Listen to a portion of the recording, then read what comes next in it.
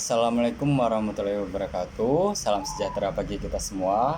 Perkenalkan, nama saya Azwar Hadi dengan NIM 1061916.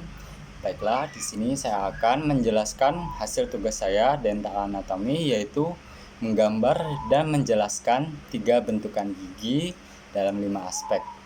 Baiklah, langsung saja. Berikut hasil gambaran saya mengenai gigi 41 atau gigi rahang bawah kanan insisif 1, di mana terdapat 5 aspek atau 5 pandangan, yaitu pandangan labial, kemudian palatal, mesial, distal, dan insisal. Untuk pandangan labial, yaitu pandangan gigi yang menghadap ke bibir. Kemudian ada palatal, pandangan gigi yang menghadap ke langit-langit, ataupun bisa juga disebut aspek lingual atau pandangan menghadap ke lidah. Kemudian ada pandangan mesial, yaitu pandangan gigi yang mendekati sumbu atau garis median. Kemudian ada aspek atau pandangan distal, di mana pandangan gigi yang menjauhi sumbu atau garis median. Kemudian ada insisal. Bagian insisal ini adalah pandangan permukaan mahkota gigi. Kemudian bisa kita lihat pada gigi-gigi rahang bawah kanan, insisif 1, insisif 2, ataupun caninus.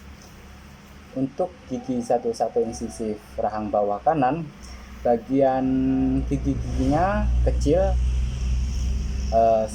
kecil-kecil dan juga luas penampangnya tidak terlalu besar, dan juga untuk bagian sudutnya gigi ini melengkung, di mana terdapat sisi mesial dan juga distal. Pada bagian labial lebih condong bagian giginya untuk gigi sudut aspek mesial tidak terlalu membulat atau melengkung, sedangkan distal lebih melengkung. Kemudian untuk sisi palatal juga sama, pada bagian distalnya itu lebih melengkung ketimbang sisi mesialnya. Kemudian untuk saluran akarnya, pada bagian saluran akar untuk sisi labial lebih condong ke kanan pada menghadap saya, pada sisi saya. Kemudian bagian palatal lebih condong ke kiri untuk sisi distalnya pada pandangan saya. Kemudian pada bagian mesial dan distal kita juga bisa lihat bagian pertengahannya antara saluran akar dan gigi, di mana terdapat yang namanya garis servikal atau garis yang membatasi antara bagian gigi dan juga saluran akar, di mana pada aspek atau pandangan mesial yang membedakan mesial dan distal ini, di bagian giginya yang mendekati garis servikal ini lebih menjauhi garis servikal dan lebih melengkung atau cembung ke dalam, sedangkan bagian distal hanya sedikit.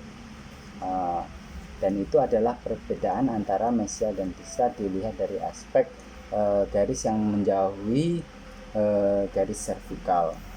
Kemudian terdapat bagian insisal, di mana kita bisa melihat bagian permukaan gigi tersebut, dan juga terdapat guratan W.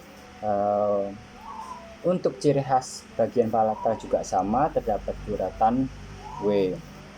Kita lanjut ke gigi 42 atau insisif 2 rahang bawah kanan.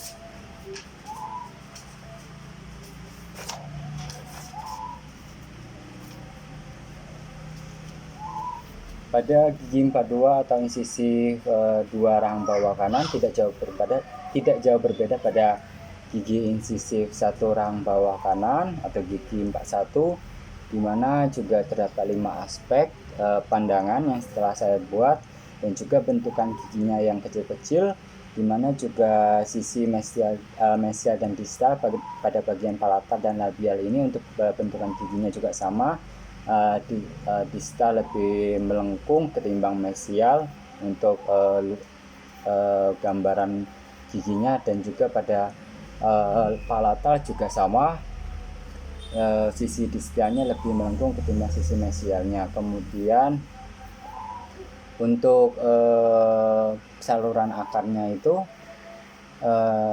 bagian labial, sisi distalnya menghadap ke kanan pada pandangan saya, kemudian bagian palatan sisi distalnya menghadap ke kiri pada pandangan saya.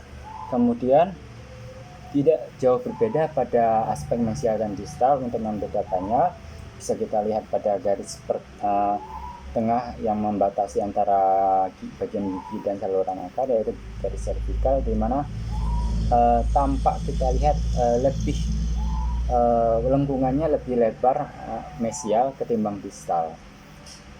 Nah, itu kita bisa lihat lengkungan dari mesial ini lebih sedikit melengkung membentuk sudut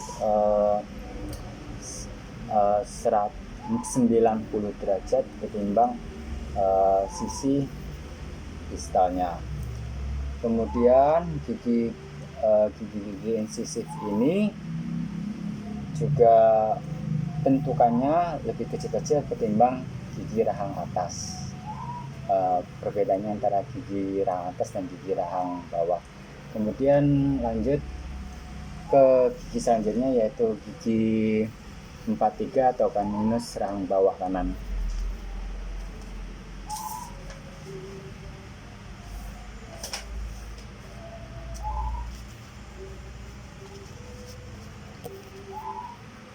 Pada gigi caninus rahang bawah kanan atau gigi ke-43, sama hanya pada gigi-gigi caninus rahang atas dan rahang bawah, pada permukaan giginya sudutnya tajam atau lancip dan juga luas.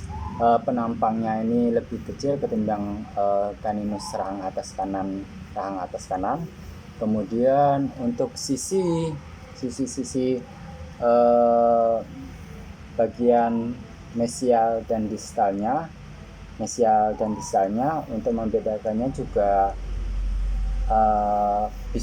untuk mesial dan distalnya untuk membedakannya juga bisa kita lihat dari permukaan melengkung yang lebih menjauhi garis servikal dan agak tampak lebih melengkung, sedangkan distal hanya sedikit. Kemudian perbedaan mendasar juga yang antara caninus rahang atas kanan dan caninus rahang bawah kanan, yaitu pada bentukan luas penampang giginya, dimana apabila kita menggambarnya lebih ke bentuk garis yang membentuk sudut pedang seperti ini. Berarti diambil garisnya ini misalnya pedang, dan di sini garisnya di sini lebih sedikit, sedangkan pada rahang atas kanan lebih berbentuk seperti plus, jadi plus seperti ini. Jadi kita ambil cara menggambarnya itu dari garis pertengah sini kita garis, dan sudut membelahnya itu di sini. Jadi lebih seperti pedang yang mempunyai gagang seperti ini, gagang bergaris.